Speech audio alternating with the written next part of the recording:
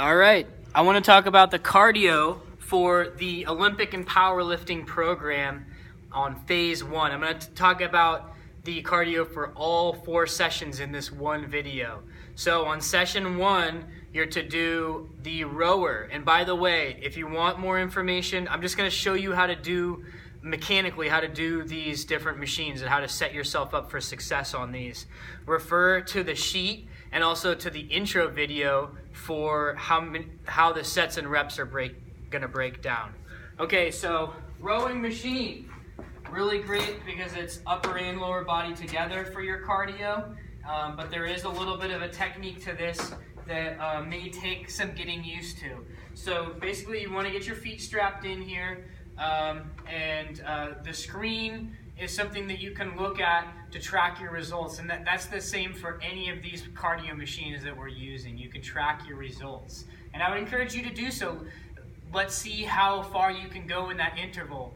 On the first, so on cycle 1, you're going to be doing the same thing on cycle 1 as you will be on cycle 4. So test yourself to see, do you feel a little bit better and are you stronger the second time you go through this? All right, so mechanically, you're going to bend your ankle, knee, and hip as much as you can on the start of the rower without rounding the spine. So keeping the spine strong here and shoulders back. Now from here, I'm going to extend my knees and my hips and then pull to my belly button, pull the lever to my belly button by driving my elbows back.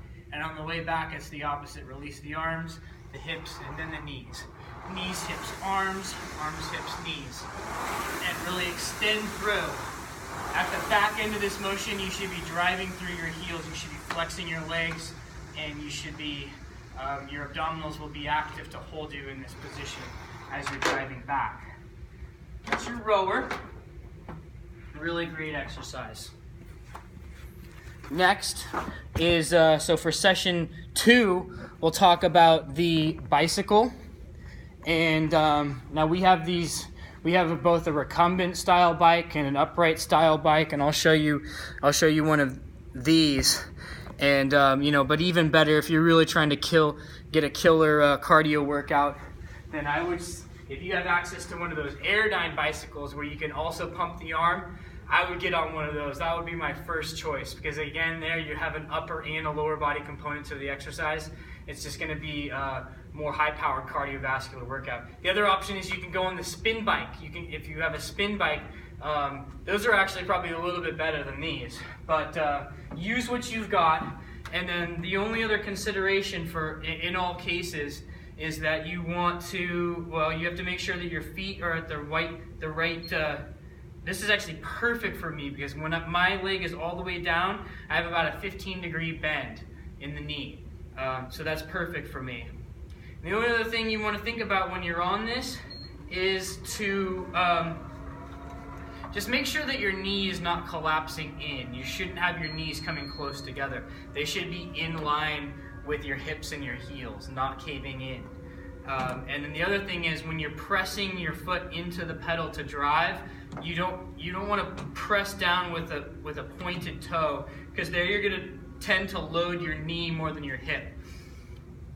You want to do anything you can to balance the amount of work over your hip and your knee. So sitting forward a little bit will open up your hip, but also when you're driving through, think about having actually the toes flex so that you can drive the heel down, and then that will enable you to use the back of your leg more when you're riding your bike.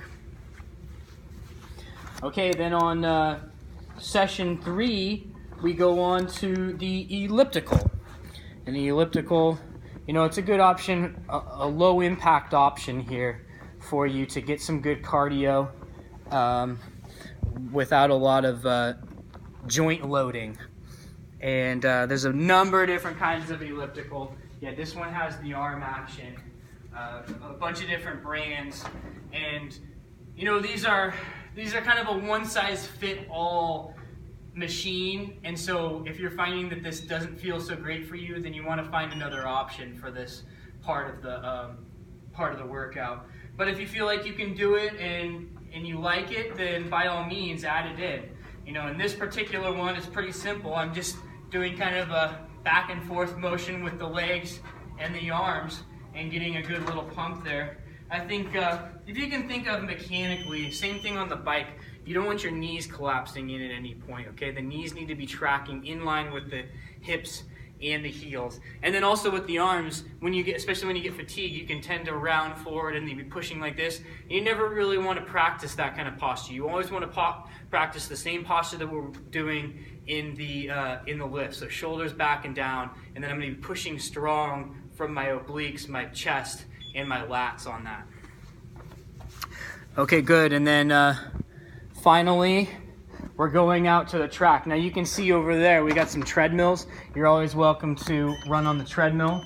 But if you're as lucky as I am to have access to this beautiful track all by myself at the moment because it's a snow day here, you can go on here. And so this is, it's really important though that we talk about a little bit of running mechanics. Some people can run all day with no problem, and that's awesome. Other people, running is a really uncomfortable thing for them. So let's try to talk about a couple of things, and hopefully this will feel a little bit better for you. You can get through this and actually start to enjoy running a little bit more. So first of all, let's talk about contact to the ground. Really, you want to minimize the heel striking when you're running. So if you're heel striking on every stride, not only are you going to be slowing yourself down, but you're also going to be putting a lot more, you're going to be loading your joint more than you need to. So really, it's the ball of the foot that you want to come in contact with the ground first. So I'm just going to show you what this looks like coming down and back. Yeah, it's just the ball of my foot that's contacting the ground. With the exception of when I am decelerating. So right as I was approaching here and I was slowing down, then I started to have my heel contact the ground because I actually do want to decelerate. I don't want to decelerate on every step when I'm continuously running around the track, but if I am decelerating, coming to slowing down, that's when I would want the heels to come in contact with the ground. And then also, I'm going to run again and notice the spine. I want to keep a neutral spine. I don't want to be arching and rounding. I don't want to be swaying from side to side. Everything is going forward, straight forward.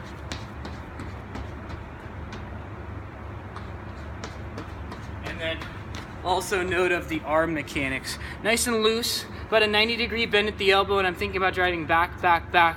And I don't need to come much higher than even my shoulders when I'm just jogging or running. I'm gonna be right in here, nice and loose. And then the last thing to think about, and this is actually going back to the heel strike and something that will help you to keep you from heel striking too much and to just have that ball of the foot come in contact with the ground.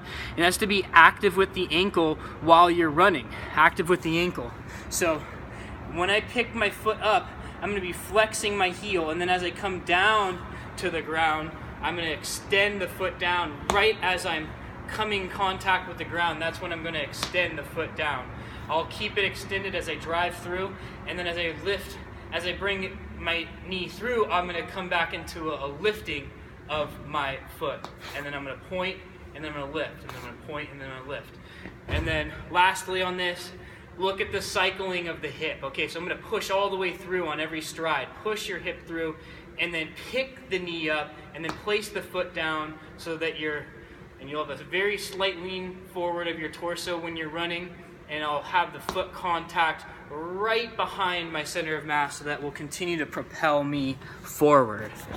Okay, and that's it for session 1's cardio exercises.